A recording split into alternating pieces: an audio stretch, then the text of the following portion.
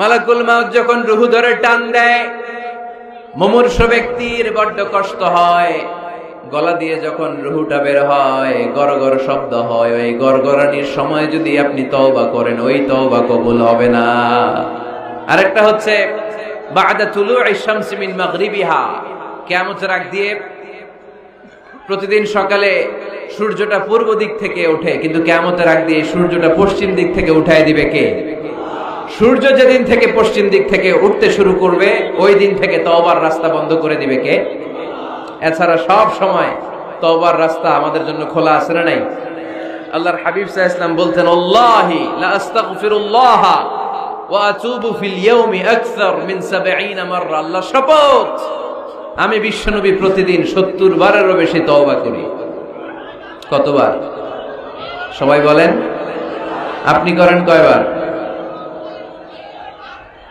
হ্যাঁ, কয়বার? আমার করা দরকার কয়বার? বিশ্বনবীর কোনো গুনাহ নাই। লিয়াগফিরা লাকাল্লাহু মা তাকদ্দামা মিন যামবিকা ওয়া মা তাআখার। নবী আপনার আগের গুনাহও নাই।